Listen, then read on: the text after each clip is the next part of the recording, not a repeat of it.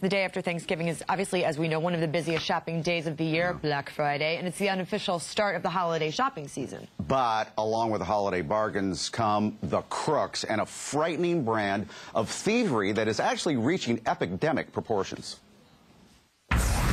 Identity theft is the fastest growing crime in America. The Federal Trade Commission estimates 9 million folk fall victim every year, and 57% have had some form of their identities stolen. Names, date of births, and social security numbers can be taken from your mailbox, or credit card numbers ripped off on the phone or online. Victims can suffer through significant losses. Zeroed out social security accounts, inability to get mortgages, student loans or employment, and in some cases, inherited criminal records. I went to apply for unemployment. This individual was collecting unemployment during the time that I was actually working. So they denied me. Actually, there's a flea market there in the area that actually started selling my Social Security card. Since most local police don't have the time or capability to track down the perps, seeking justice is often left up to the victims. They advised me that I had to go to every one of these cities and states where these crimes had been taken action at, where they were taken at, and that I had to file a police report there. The problem has become so pervasive. Last month, Illinois released a new driver's license with 2 photos to combat identity theft. But with the incidence of this crime on the rise, how can individuals protect themselves, especially at the holidays?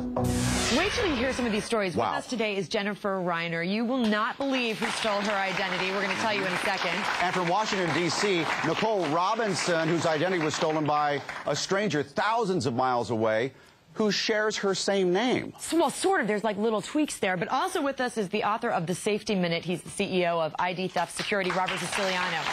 Jen, can we start with Jen? Yeah, let's start with Jen. Because you are not going to believe who was stealing your identity. First of all, how'd you find out about it? It was around the holidays. This probably brings it all back for you around Thanksgiving, huh? Yes, it was just a little over a year ago. I got a call from my credit card company saying that somebody had charged over $6,000 on my credit card inside of a very short period of time. Ouch. Yes. And then you found out about a Yahoo account that was also opened up.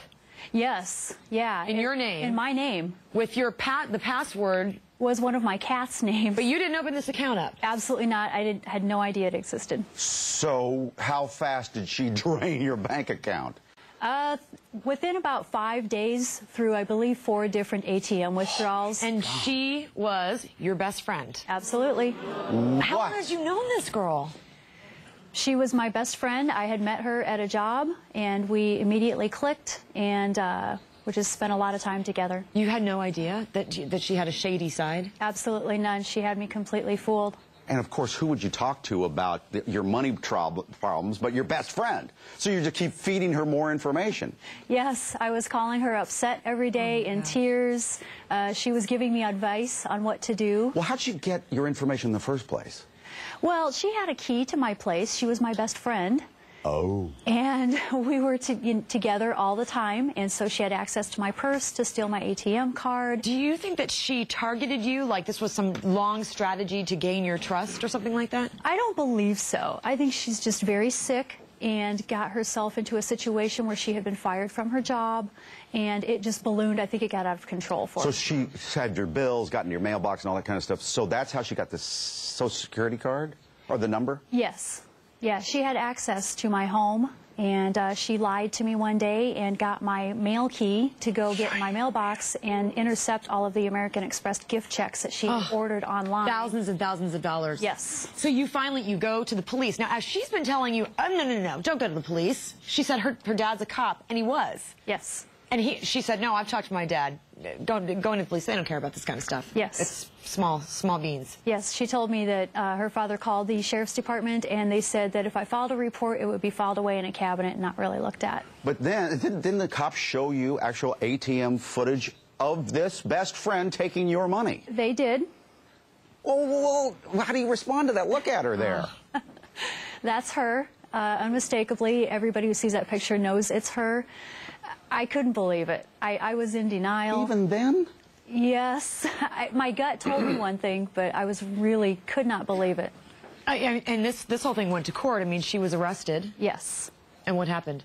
She was prosecuted. She took a plea bargain from the DA's office, and that piece of it is done. Is she ill?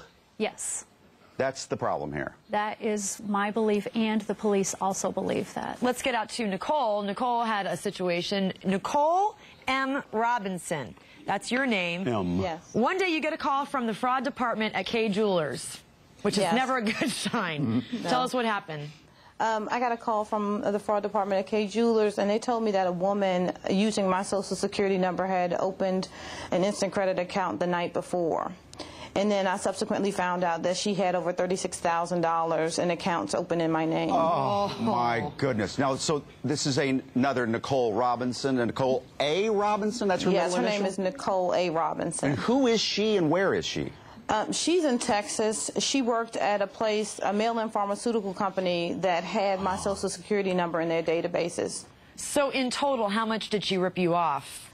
Well, the initial theft was $36,000, and then while she was under indictment, she opened another account of mine, and that was only $350. What's another creepy aspect of this, Nicole, is she basically became you in a way, didn't she? Yeah, what happened as a result was that our credit files were merged because she used my information so often, and I received a credit report that was 54 pages long, had 42 different names, 65 different addresses, and 170 accounts, most of which were in collections. But I think a lot of viewers wonder, why does it take so long? Why is it so difficult to straighten something like this out? Explain why it's so tough. The merchants want to believe that the person who's claiming fraud is actually lying, and that's what I came up against. A lot of times when I called merchants to say this is fraud, they didn't believe me. And when disputing information on my credit files as well, the credit reporting agencies weren't really willing to believe that what I was saying was the truth. They rather believe the merchants than the consumer. Well, in a way then, I mean, this Nicole Robinson in Texas is a criminal. So in a way, you kind of turned into a criminal on paper.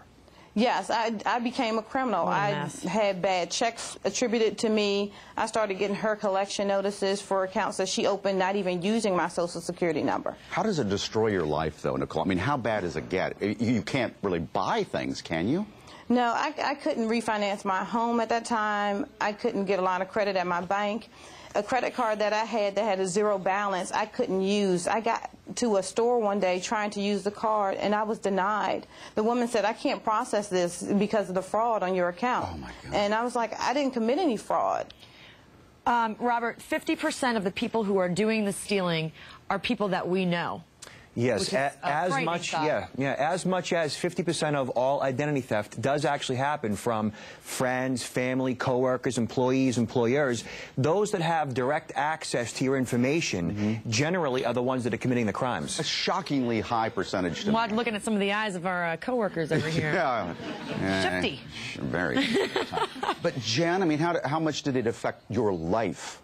It was horrible. Your health even? Yes. I was exhausted. I was sleeping maybe 1.5 hours a night. I was so stressed out because I was under strict instruction by the police not to talk to this about anybody who knew her. Well, my entire life, everybody knew her. Boyfriend? Yes. It put a strain on my relationship with my boyfriend. He knew something was wrong, but I couldn't tell him, and because he was very close friends with her. And so I especially couldn't speak to him about it. Jeez. So, it seems, Robert, like a lot of this has to do with credit cards and getting credit card information. So should we just wipe away credit cards and just go with cash? Is that going to help? Actually, if you use cash, you become a different type of target. You know, if you have a whole wad of cash on you in a store, there are options that you have. There are companies that you can invest in that will monitor your credit. They will flag your credit. They will set you up so that anytime anybody tries to open up a new account under your name, they'll make it so that the merchant has to call you to verify that you are, in fact, you before that account can be opened under your name. Police officers all around the country are taxed with other types of crime. Is this something where the victim really has to take care of their own life here? This is the only crime that I can think of that you are guilty until proven innocence. And law enforcement is completely overwhelmed. And how is a law enforcement officer in, let's say, Denver supposed to, take care of a criminal who's in Texas? They're just overwhelmed, and often it's out of the jurisdiction.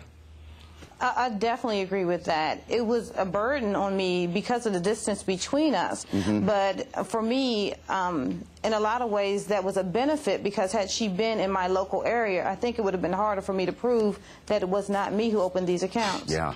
All right, when we come back, we're going to tell you 5 things that you can do to protect your identity.